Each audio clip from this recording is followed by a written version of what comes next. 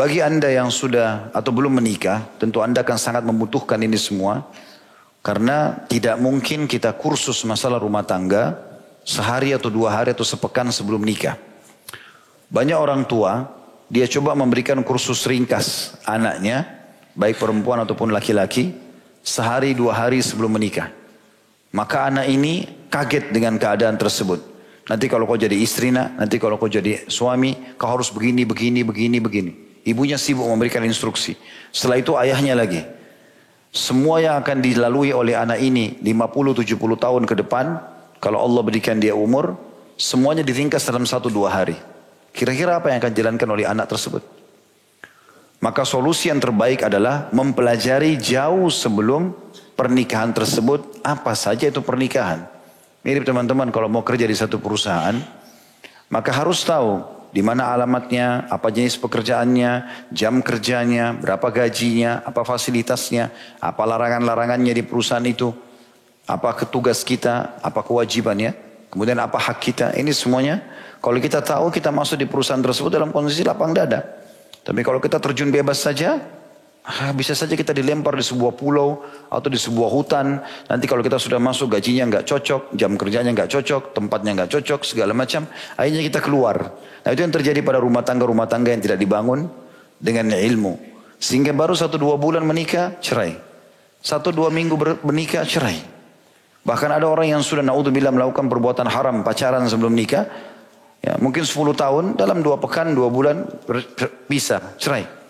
Rusak semuanya karena tidak dilandasi dengan ilmu. Bagi Anda yang sudah berumah tangga, Anda pun membutuhkan ini. Ya, minimal mengetahui tugas dan kewajiban sebagaimana tadi ada salah satu bab-bab ini, atau kalau yang sudah Anda lalui dari akad nikah, dari acara pernikahan syar'i, cara mencari kriteria pasangan laki-laki, calon suami ataupun perempuan calon istri, ya. Maka ini juga ada caranya mungkin dibutuhkan untuk anak-anak Anda. Ya. Supaya jangan terulang kesalahan yang pernah kita lakukan. Seperti itulah kurang lebih kebutuhan kita tentang bahasan ini. Jadi anak muda ataupun orang tua tetap sama. Mirip juga kasus tadi saya bilang, anjuran pernikahan ini teman-teman terjadi pada gadis dan bujang, juga duda dan janda. Makanya Imam Ahmad rahimahullah pada saat meninggal istrinya, salah satu istri beliau meninggal, hari itu meninggal, hari itu dikuburkan, malamnya beliau menikah. Maka tamunya dan murid-muridnya bingung nih. Ini antara malam takziah dengan malam apa? Apa kalau orang menikah? Malam walimah. Ini antara mengucapkan doa a'zamallahu ajrakum, semoga Allah agungkan pahala kalian karena takziah, atau mengucapkan kalimat barakallahu lakum. Dua-duanya bersatu dalam satu malam. Tapi akhirnya ada satu muridnya yang memberanikan diri bertanya, wahai imam, jelaskan kepada kami, bagaimana kami memahami ini? Ini malam takziah, istri Anda meninggal, juga Anda menikah, malam ya, pernikahan, kegembiraan. Kata Imam Ahmad rahimahullah kalimat yang memberikan kita pemahaman. Para ulama kalau melangkah, mengambil sebuah poin atau keputusan, itu pasti dengan ilmu yang benar. Maka beliau mengatakan, aku khawatir kalau aku meninggal juga malam ini, ketemu dengan Allah, sementara aku dalam kondisi bujang. Jadi bagi Imam Ahmad bujang itu kekurangan agama. Maaf bagi bujang-bujang di sini ya. Tidak ada alasan untuk tetap membujang bagi seorang muslim. Tapi kan ekonomi saya belum cukup Ustaz. Tidak ada hubungannya antara ibadah dengan ekonomi. Tidak ada hubungannya. Tidak ada hubungannya antara sholat ke masjid harus punya motor dulu atau punya mobil. Jalan kaki bisa. Menikah adalah ibadah. Tidak harus kaya dulu baru menikah. Sampai ada sahabat yang menikah dengan mahar hanya ayat Al-Quran. Ada seorang wanita datang kepada Nabi SAW dulu di masjid lalu mengatakan, ya Rasulullah saya hibahkan diriku buat anda. Nabi SAW melihat ke perempuan tersebut sepertinya tidak ada hajat. Maka Nabi tawarkan ke masjid, siapa di antara jemaah yang mau nikahi? Ada satu angkat tangan. Kata Nabi SAW, coba pulang ke rumahmu carilah sesuatu yang kau bisa jadikan mahar. Walaupun cincin dari besi. Bukan perak lagi. Besi saja kamu lengkungin, bawa ke sini. Dia ke rumahnya, dia balik mengatakan tidak ada ya Rasulullah. Kata Nabi SAW, kau punya hafalan ayat-ayat Al-Quran? Kata dia iya. Kata Nabi SAW, saya nikahkan kau dengan wanita ini dengan mahar ayat-ayat Al-Quran itu. menikah jadi suami istri padahal miskin. Itu salah satu nanti akan kita singgung tentang masalah kafa'ah atau kufu, kesepadanan. Jadi kalau antum di sini laki-laki gajinya cuma 2 juta, ya harus nikah dengan perempuan yang bedaknya juga cuma 50 ribu. Supaya uangnya cukup. Kalau antum nikah dengan perempuan yang kosmetikanya 2,5 juta, 5 juta, tiap bulan utang nanti. Itu namanya kafa'ah. Jangan juga sok-sokan nikah sama orang asing. Bahasanya beda, makanannya beda, tradisinya beda. Tidak sekufu nanti. Hanya karena oh ini bule, oh ini, oh itu, ini. Padahal dia tidak bisa sejalan. Kenapa enggak menikah sama orang yang sama-sama suka makan tempe? Sayur asam, orang biasa makan bakso, biasa dengan cuaca. Kecuali orang keturunan yang tinggal di negara kita beda. Sudah sama dengan kita gitu kan. Tapi kalau enggak, orang asing hanya karena mau dipuji oleh orang, ini nanti tidak sekufu. Atau pendidikan kita sangat tinggi, menikah dengan orang tidak ada pendidikannya.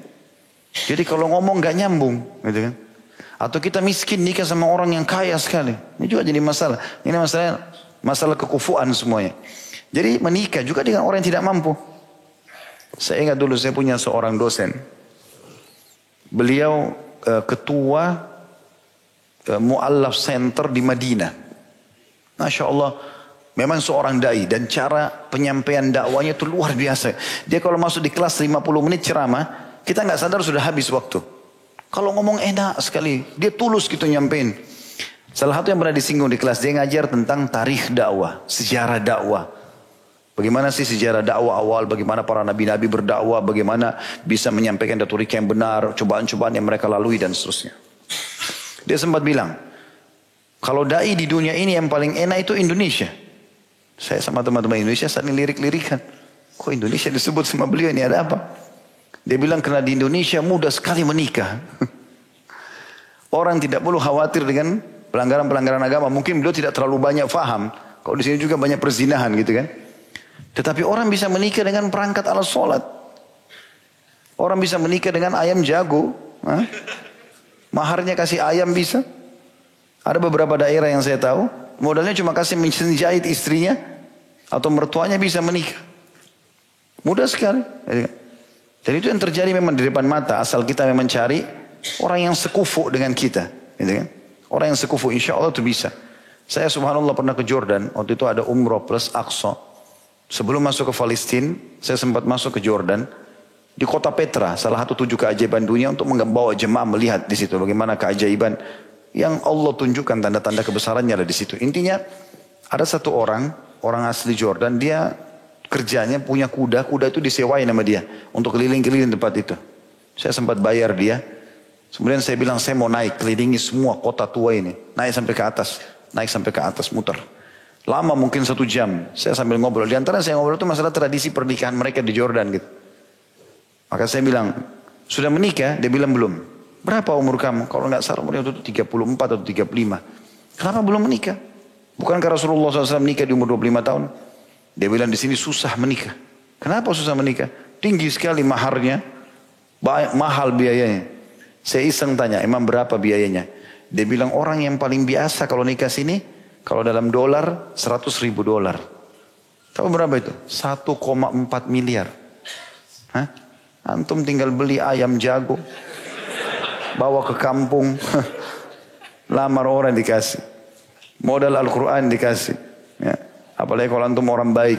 Allah tawarkan. Seperti itulah.